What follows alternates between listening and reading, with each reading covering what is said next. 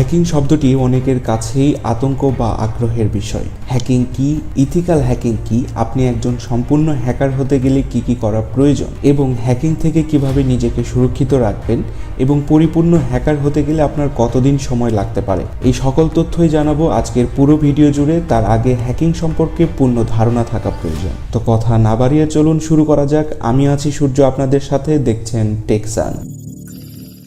সোজা কথায় বলতে গেলে অনলাইন জগতে অন্যের কিছু প্রাইভেট জিনিস তার পারমিশন ছাড়া লুকিয়ে সেটিকে দেখা, তার উপর দখলবাজি করা বা লুটপাট করাকেই হ্যাকিং বলা হয়। সেটা হতে পারে social site, online bank account, CC camera থেকে শুরু করে আপনার গাড়ির ট্র্যাকিং পর্যন্ত যত কিছুই আপনি অনলাইনে করছেন সব কিছুই। অনেকেই মুভিতে দেখে থাকবেন বা অনেকের ধারণা আছে রাগ করে কম্পিউটারের সামনে বসে কিবোর্ডের উপর ঝড় তুলে কম্পিউটার স্ক্রিনের উপর বেশ কিছু লেখা উঠলেই একটি সাইট হ্যাকিং হয়ে যায়। বিষয়টি এতটাও সোজা না, আবার বিষয়টি এতটাও কঠিন না। তাহলে চলুন আরেকটু গভীরে যাওয়া যাক। বর্তমানে অনেক হ্যাকিং সিস্টেম থাকলেও উল্লেখযোগ্য বা জনপ্রিয় হ্যাকিং সিস্টেম হচ্ছে তিনটি, যার মধ্যে নাম্বার 1 হচ্ছে ম্যালওয়্যার বা injecting device, number 2 social engineering বা ফিশিং, নাম্বার 3 হচ্ছে ক্র্যাকিং পাসওয়ার্ড। প্রথমে আসা যাক নাম্বার 3, ক্র্যাকিং পাসওয়ার্ড। এই হ্যাকিংগুলি সাধারণত বিভিন্ন ধরনের অ্যাপস এবং সফটওয়্যারের মাধ্যমে করা হয়, যেগুলির ভিতরে লক্ষ কোটি পাসওয়ার্ড সেট করা থাকে এবং এই সফটওয়্যারগুলি অ্যাপ্লাই করার পর সেই লক্ষ কোটি পাসওয়ার্ডের ভিতর যদি পাসওয়ার্ড ম্যাচিং করে যায় তাহলে সহজেই একটি ইউজারের পাসওয়ার্ড হ্যাকিং করা সম্ভব। বিশেষ করে এই সফটওয়্যার বা অ্যাপসগুলি আগে ব্যবহার করা হতো যেখানে পাসওয়ার্ড রিলেটেড হ্যাকিং থাকতো। এটি একসময় খুব জনপ্রিয় হ্যাকিং সাইট বা হ্যাকিং মাধ্যম বলে মনে করা হতো, কারণ আগে আমরা কোথাও পাসওয়ার্ড দেওয়ার আগে কোনো ধরনের হার্ড পাসওয়ার্ড ইউজ করতাম না, যার ফলে সহজেই এই অ্যাপস বা সফটওয়্যারের মাধ্যমে আপনার পাসওয়ার্ডকে নিমিষেই ভেঙে ফেলা সম্ভব হতো। তবে ডিজিটাল যুগে এখন প্রায় সকলেই জানে পাসওয়ার্ডজনিত বিষয়গুলি অনেক হার্ড দিতে হয়, অর্থাৎ আগে মাথা না ঘামালেও এখন পাসওয়ার্ড দেওয়ার সময় সকলেই সেটি চিন্তাভাবনা করেই দেয়। এর জন্য আগে একসময় জনপ্রিয় থাকলেও এখন এই ধরনের অ্যাপস বা সফটওয়্যারগুলি তেমন কাজ করে না। এই ধরনের হ্যাকার হতে গেলে আপনাকে কোনো উচ্চশিক্ষিত হতে হবে না, কোনো কোডিং জানতে হবে না বা কোনো মাথা ঘামাতে হবে না। শুধুমাত্র সফটওয়্যার এবং কিছু সফটওয়্যারের টিউটোরিয়াল দেখলেই এই ধরনের হ্যাকার হওয়া সম্ভব। এই ধরনের হ্যাকার হতে গেলে আপনাকে 2-4 বছর পরিশ্রম করতে হবে না, 2-4 দিন পরিশ্রম করলেই যথেষ্ট। এবার আসা যাক নাম্বার 2, সোশ্যাল ইঞ্জিনিয়ারিং বা ফিশিং সাইট। এই ধরনের হ্যাক করতে গেলে অবশ্যই আপনাকে অল্প পরিমাণ হলেও ওয়েব ডেভেলপার এবং কোডিংয়ের খেলা জানতে হবে, কারণ যে সকল সাইট থেকে আপনাকে হ্যাক করে নিয়ে আসা হবে হুবহু ওইরকম একটা ওয়েবসাইট বা হুবহু ওইরকম একটা পেজ তাদের ডেভেলপ করতে হয়। ভুলক্রমে আপনি যদি সেই লিঙ্কে ক্লিক করেন আপনার মূল্যবান অ্যাকাউন্টটি চলে যাবে তাদের হাতে। মনে করেন আপনি ফেসবুক ব্যবহার করছেন, এমন সময় আপনার সামনে একটি নিউজ আসলো। এমন কিছু নিউজ থাকে যেগুলি দেখার পর মাথা অনেকটাই কাজ করে না, শুধুমাত্র জানার ইচ্ছে থাকে কি হয়েছে। যেমন হতে পারে হলিউড কিং বাদশাহ শাহরুখ খান আর নেই, কোনো নায়ক নায়িকার গোপন ছবি ফাঁস হয়েছে, বা 5 লক্ষ টাকার বাইক পাচ্ছেন 1 লক্ষ টাকায়। এই ধরনের নিউজ দেখে সাধারণত আমরা সকলেই ক্লিক করি। যারা এই ধরনের সাইট তৈরি করে বা কাউকে টার্গেট করে অনেকদিন ধরেই তারা ওই পার্সনকে জাজ করে যে তার আগ্রহটা আসলে কিসের উপরে। ঠিক ওই রিলেটেড নিউজগুলি আপনার সামনে শো করাবে, ঠিক হুবহু ওই রকম একটি পেজ বা ফেসবুকে লগ ইন করতে বলবে এবং আপনি সেখানে লগ ইন করলেই আপনার পুরো পাসওয়ার্ড বা আপনার পুরো অ্যাকাউন্টটি চলে যাবে হ্যাকারের হাতে। এই ধরনের হ্যাকিং থেকে নিজেকে সুরক্ষিত রাখতে অবশ্যই শুধুমাত্র কিছু ভেরিফাইড পেজ থেকে আপনি নিউজগুলি দেখবেন, অথবা কিছু ভেরিফাইড পেজেই শুধুমাত্র লাইক ফলো করে রাখবেন। আর এই ধরনের হ্যাকার হতে গেলে আপনি 1 মাস থেকে 1 বছরের ভিতর খুব ভালো মানের জ্ঞান অর্জন করতে পারবেন। তবে আপনি যদি কৌশল এবং টেকনিক অবলম্বন করতে পারেন এই হ্যাকিং দিয়েও অন্য লেভেলে হ্যাকিং পর্যন্ত করা সম্ভব। এবার আসা যাক নাম্বার 1, হ্যাকিং সিস্টেম, ম্যালওয়্যার বা ইনজেক্টিং ডিভাইস।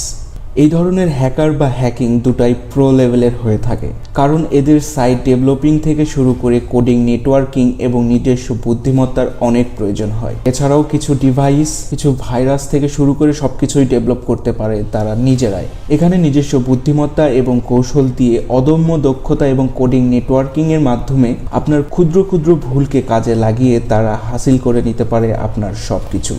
বাংলায় যাকে বলা হয় সুই হয়ে ঢুকে ফাল হয়ে বের হওয়া।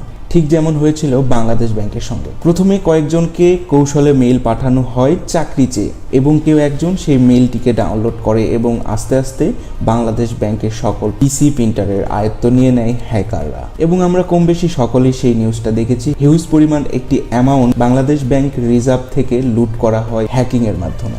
তাহলে বুঝতেই পারছেন এই ধরনের হ্যাকিং কতটা ডেঞ্জারাস বা ঝুঁকিপূর্ণ হতে পারে।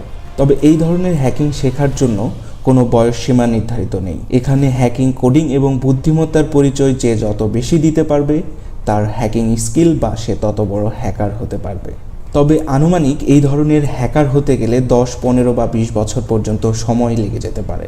আগের যেই দুইটি হ্যাকিংয়ের কথা বললাম, ক্র্যাকিং পাসওয়ার্ড বা ফিশিং, এই দুটি মনে করেন সার্কাসে চোখে ভিলকি লাগিয়ে জাদু দেখানোর মতো। আর নাম্বার 3 যেই হ্যাকিংয়ের কথা বললাম, এটা পুরোটাই ব্ল্যাক ম্যাজিকের মতো। এটা সম্পূর্ণ রিয়েল হ্যাকিং সোর্স।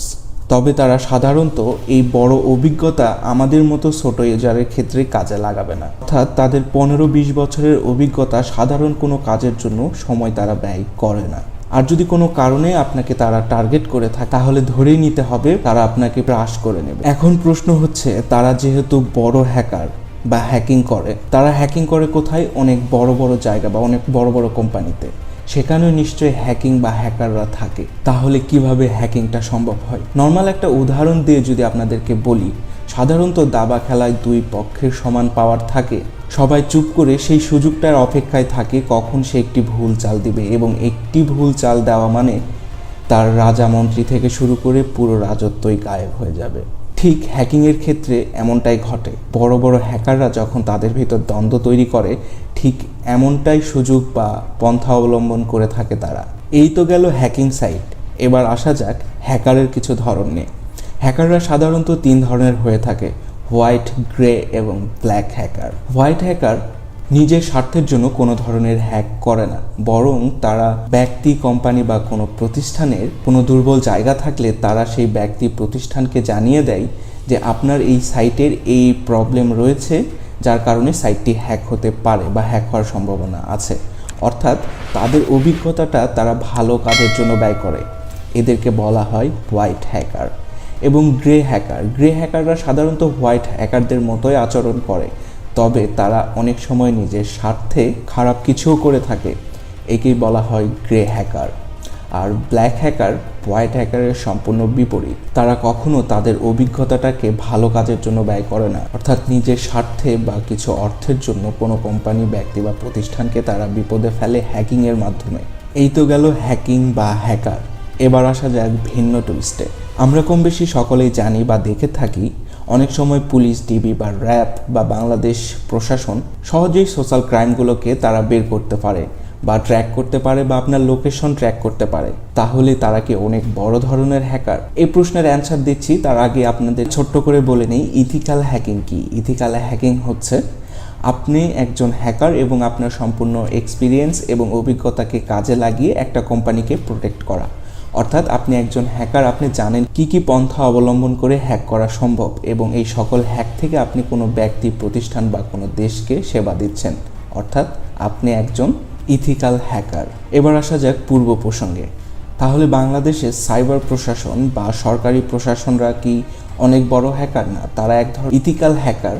তারা দেশকে প্রোটেক্ট করে, তবে তাদেরকে হ্যাক করতে হয় না। কারণ বড় বড় যত কোম্পানি আছে যারা বাংলাদেশে বিজনেস করে অনলাইনের মাধ্যমে, তাদের সাথে গভর্নমেন্টের একটি চুক্তি থাকে যে তারা বাংলাদেশ থেকে যে পরিমাণ ইনফরমেশন নেবে তার একটা ডকুমেন্ট বাংলাদেশ প্রশাসনের কাছে থাকবে। অর্থাৎ বাংলাদেশের যত ফেসবুক অ্যাক্টিভিটি থেকে শুরু করে বিভিন্ন অনলাইন প্ল্যাটফর্মের যত অ্যাক্টিভিটি আছে, সকল ইনফরমেশনের একটি ডকুমেন্ট বাংলাদেশ প্রশাসনের কাছে থাকে। তাহলে বুঝতেই পারছেন বাংলাদেশের প্রশাসনরা কিভাবে ট্র্যাকিং করে বা কিভাবে সাইবার ক্রাইম থেকে সকলকে রক্ষা করে। এখান থেকে বড় শিক্ষণীয় বিষয় একটি, সেটি হচ্ছে আপনি যে অনলাইনে বাবু, ময়না, টিয়া, জানকে ছবি, ভিডিও বা অডিও পাঠাচ্ছেন, সেখানে কিন্তু আরও একজনের নজরদারি থাকে। So be careful.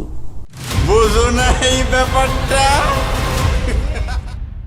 হ্যাকিং কি, কিভাবে হ্যাকিং করা হয় এবং কিভাবে হ্যাকিং থেকে নিজেকে সুরক্ষিত রাখবেন সেটি নিয়ে আলোচনা করেছি, তবে ডিপলি কোনো বিষয়ের উপর ফোকাস করতে পারিনি, যেমন মোবাইল হ্যাকিং, ফেসবুক হ্যাকিং, পিসি হ্যাকিং, নেটওয়ার্কিং হ্যাকিং।